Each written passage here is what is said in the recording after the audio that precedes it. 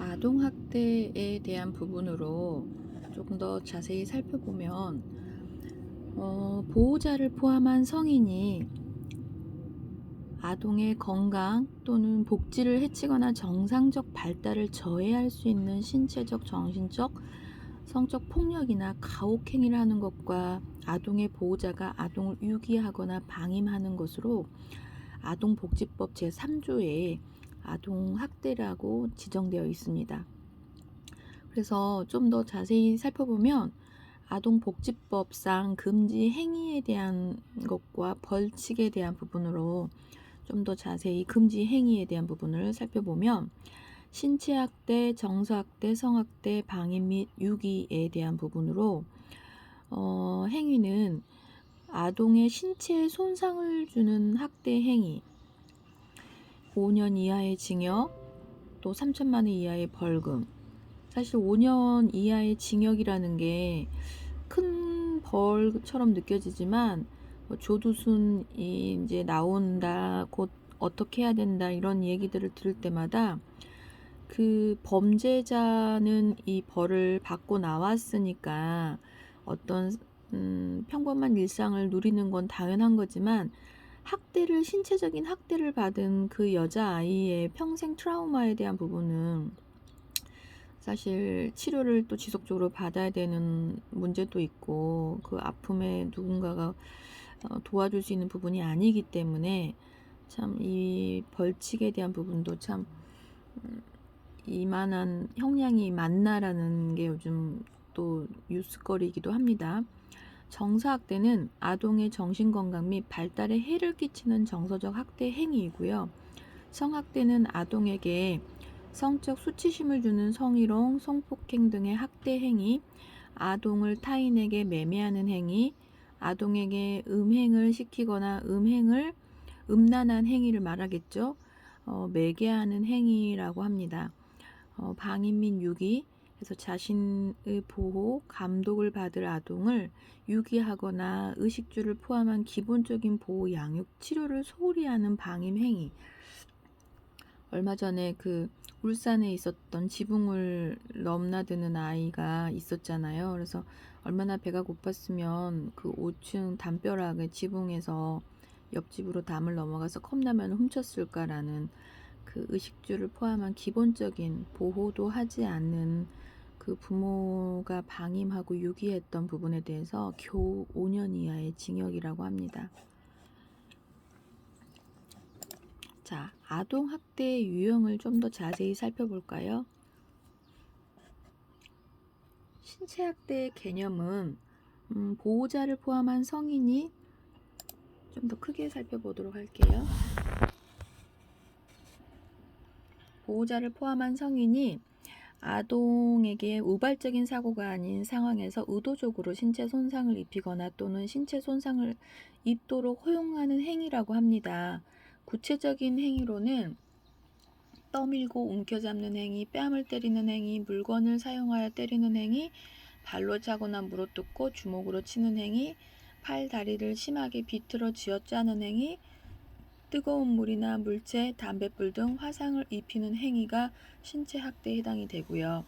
정서학대는 보호자를 포함한 성인이 아동에게 행하는 언어적인 모욕, 정서적 위협, 감금이나 억제, 기타 가학적인 행위이고, 구체적인 행위의 예는 아동에게 욕설을 퍼붓는 행위, 감금 행위, 집 밖으로 내쫓겠다고 하거나 원망적 거부적 언어를 사용하는 행위, 또 그러니까 예를 들어서 예전에 뭐 오줌을 싸가지고 옷 벗겨가지고 쫓아낸다거나 이런 거는 제가 어렸을 때는 있을 수 있는 일이었지만 여러분이 자랐던 시절에는 그런 일들이 사실 없었잖아요. 근데 이제는 이게 정서학대로 해당이 돼서 집 밖으로 내쫓겠다고 하거나 원망적이거나 거부적인 행위를 사용하는 행위를 하면 안 된다는 구체적인 행위에 대한 안내가 예시가 되어 있고요.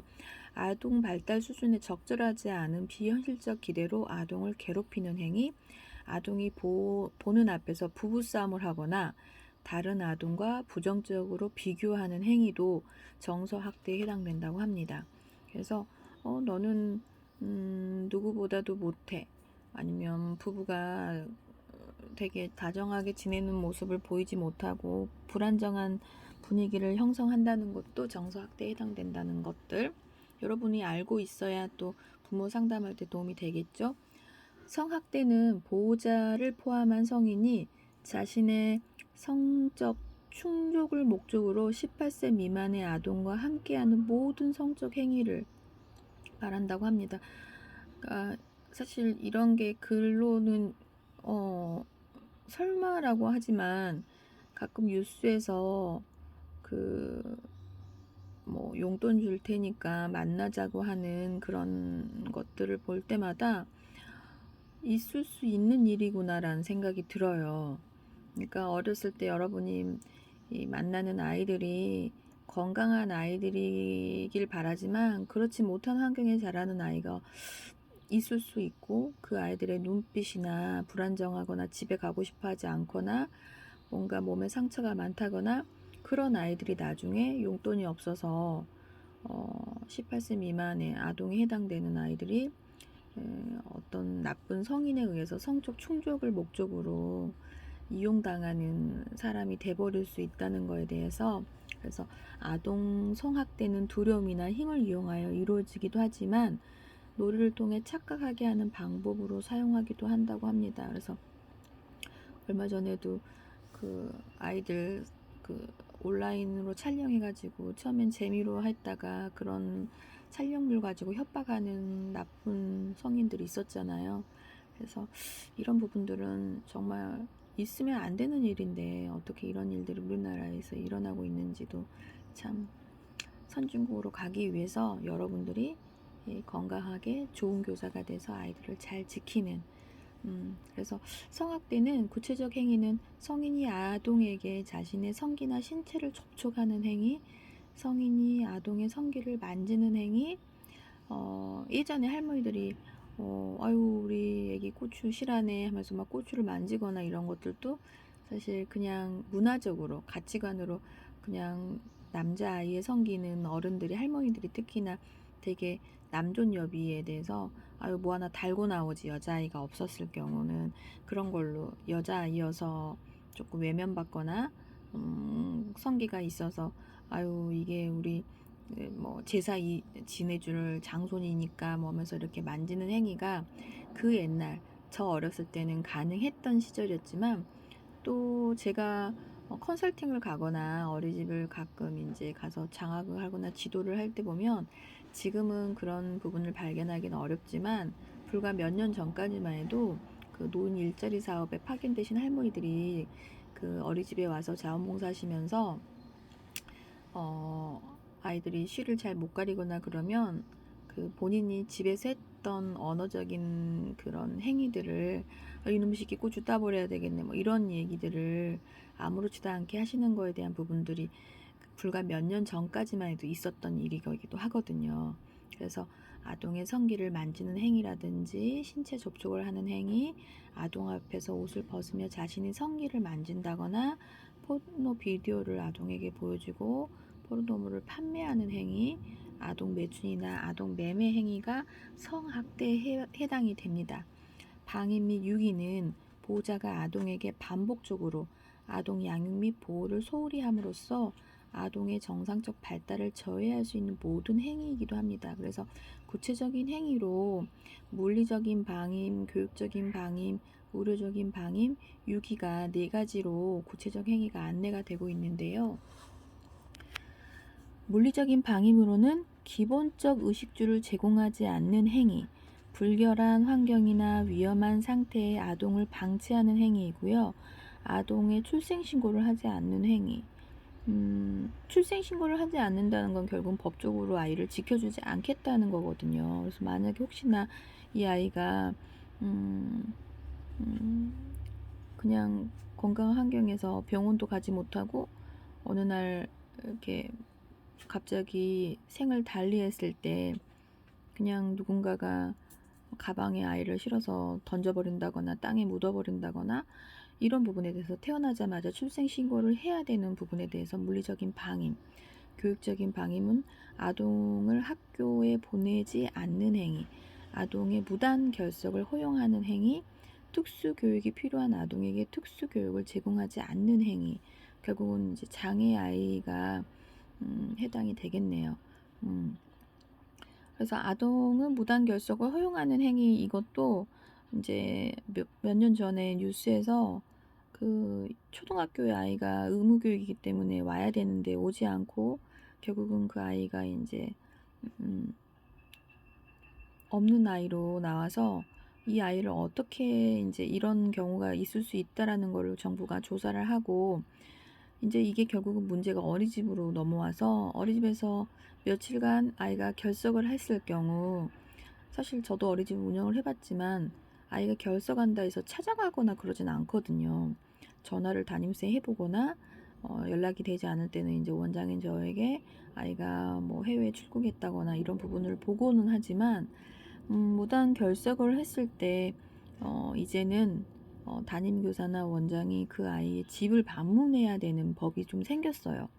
그래서 그게 현실 타당한 이야기인가, 가정 방문을 해야 되는 부분에 대해서 이거는 담당 공무원 주무관이, 행정자치구에 있는 주무관이 방문을 해야 되는 상황인데 어린이집이 의무교육기관도 아닌데 왜 그런 부분에 대해서 결국은 이제 그 아이의 그 기본 보육료를 받는다는 것 때문에 시스템에 올라와 있기 때문에 그런 부분을 관리하라는 차원은 알겠는데 사실 그 부분이 무단 결석을 허용하는 행위에 대한 부분으로도 어린이집 원장으로서 담임교사로서 아이가 결석을 했을 때 그냥 찾지 않거나 그 아이에 대해서 추적하지 않는 것도 교육적인 방임에 해당된다는 거.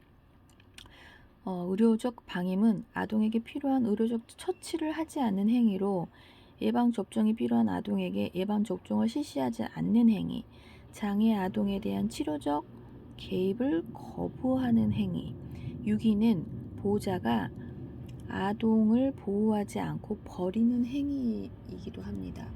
무섭네요. 그래서 아동 학대 행위자와 피해 아동과의 관계가 가해자의 비율과 사건의 건수를 이렇게 이건 제가 만든 건 아니고 이제 보건복지부에서 자료 출처는 보건복지부에서 제가 가져온 거고요. 그래서 이 아동 학대가 계부, 이제 엄마가 결혼해서 새 아버지가 생긴 거고 새 엄마가 생긴 거고, 보육시설에서 또 가해자가 3%가 있었네요. 아동 복지시설에서도 5%가 있었고요. 그래서 아동 학대가 일어나는 장소는 가정이기도 하고 보육시설이기도 하고 아동 복지시설이기도 해요. 3%라는 건 결국은 아이들을 케어하는 어린이집, 보건복지부의 관할이기 때문에 보육시설은 어린이집에 해당이 되겠죠. 그다음에 친아빠가 하거나 친엄마가 하거나 뭐 이런 아동학대가 일어나는 장소는 결국은 집이라는 거, 그다음에 어린이집, 보육시설, 기타 해당되는 부분이고, 또 좀 오래된 자료이긴 해요. 2013년 자료이기 때문에. 그래서 6,796건이 학대 빈도가 매일, 그다음에 54%가 적어도 사흘에 한 차례 이상, 세상에나, 사흘에 한 차례 이상 학대를 당하고 있다는 내용이 보건복지부에 보고가 되고 있습니다. 아동학대 혐의에 어린이집 원장을 고발하는 것들이 있는데요. 2014년 3월 14일 날 이제 어린이집 원장과 담임교사가 경찰에 고발이 됐어요. 22개월 된 쌍둥이가 낮잠을 자지 않고 계속 울자 이놈 하면서 윽박지르고 바닥에 내리치고 위험한 협의를 받는 것으로 이렇게 알고 있고요.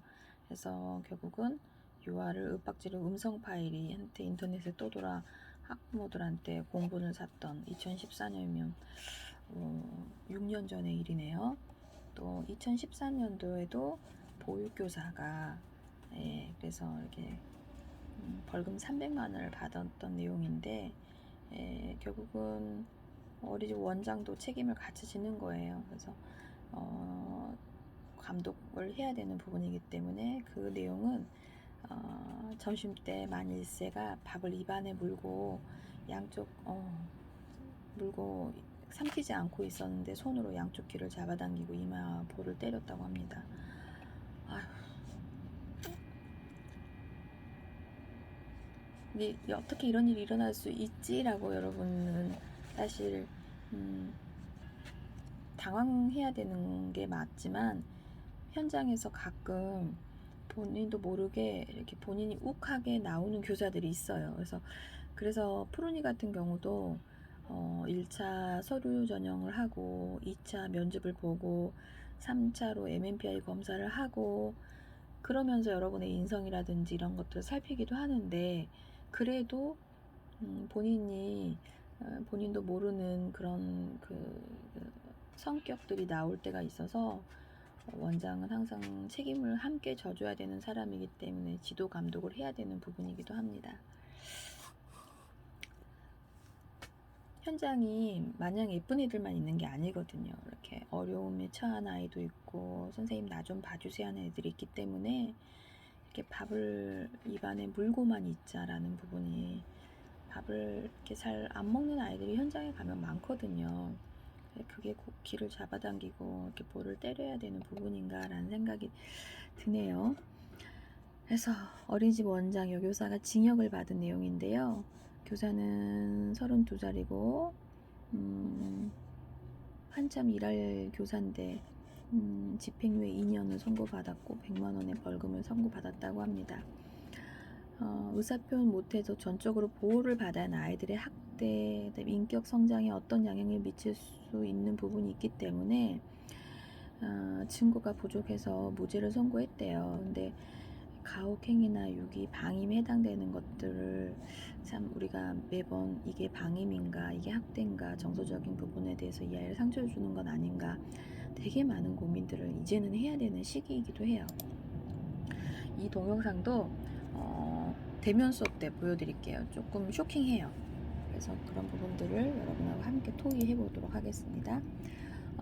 이 동영상도 교사가 이불에다가 아이를 이렇게 감싸가지고 이제 꼬집고 던지고 물구나무까지 서서 이 교사가 그 CCTV를 이제 경찰에서 다 넘겨받아왔던 200여 차례나 아동을 학대를 했던 그 굉장히 좀 불안정한 교사였나 봐요. 그래서 나도 몰랐다, 무의식 중 습관이라는 내용의 기사네요. 그래서 상습 학대 혐의의 보육교사 처음에는 인정 않다가 CCTV 화면 보고 나서 자신의 행동에 놀라 눈물이라는 기사입니다. 한번 읽어드릴게요. 부산 해운대구 모 어린이집에서 4세 아동들을 200여 차례 학대한 혐의를 받고 있는 구속영장이 신청된 보육교사 27살, 평소 성실한 태도로 인센티브까지 받았던 우수 교사였다는 사실이 밝혀졌네요. 이 때문에 이번 학대 사건은 L씨의 악의적인 심성의 원인이 아니라 열악한 환경과 습관화된 행동으로 빚어진 일이라는 주변인들은 물론 수사기관의 대체적인 평가라고 합니다. 21일 해운대 경찰서에 따르면 L씨는 2년제 대학 출신으로 1급 보육교사 자격증을 딴 우수한 인재였다고 합니다. 지난 6월 해당 어린이집으로 이직하기 전 다른 어린이집 3년간 보육교사를 했고요. 경찰이 L씨 주변을 조사하는 과정에서 직장 동료들은 대부분 L씨에 대해 성실하고 책임감이 강한 편이다. 아이를 싫어하거나 하기 싫은 어린이집 교사 일을 억지로 하는 것도 아니고 굉장히 좀 애들한테도 잘하고 또 일도 성실하게 잘했던 사람으로 평가를 받았나 봐요. 그래서 전에 근무했던 어린이집이나 지금 현재 근무하고 있는 어린이집에서 모두 성실한 부분에 대해서 인정을 받아서 인센티브를 받으며 근무했던 것으로 조사가 됐다고 합니다. 그래서 주변 조사를 벌인 경찰은 A씨의 216차례 학대의 대부분을 무의식 중 습관이 주요 원인이었던 것으로 보고 있다라고 했고요. 실제로 L씨는 자신의 행동에 대해 심각성을 제대로 인식하지 못했던 것으로 보인다는 게 경찰의 설명입니다. 그래서 L씨는 최초 신고된 뒤 가벼운 장난 정도라고 주장을 했다고 합니다. 그러나 경찰이 CCTV를 보여주자 자신의 행동에 놀랐고 이렇게 과격한 행동을 했다는 것에 스스로 충격을 받고 눈물을 흘렸다라는 내용이고요. 대수롭지 않게 여겼던 일상적인 행동을 객관적으로 들여다보고서야 자신이 학대했다는 걸 깨달았다는 겁니다. 결국은 이 교사도 어렸을 때 그렇게 그 누군가한테 양육을 받아서 그런 행동이 잘못됐다라는 것들을 인지하지 못했다는 거죠. 그래서 문제는 A씨뿐만 아니라 다른 어린이집에서도 비슷한 일이 발생할 수 있다는 점. 또 박봉에도 상당한 근무 강도가 요구되는 보육교사들의 열악한 근무 환경이 유아에게 과격한 행동을 유발하게 한다는 게 업계의 꾸준한 문제 제기다. 문제가 되고 있는 부분이죠. 아이들 수도 줄여야 되는 거고. 그래서 어린이집 교사들이 스스로 주의하지 않으면 의도하지 않더라도 유아에게 학대를 할 수 있다라는 내용. 그래서 이런 부분들이 우리가 되게 생각해 봐야 할 내용이기도 합니다.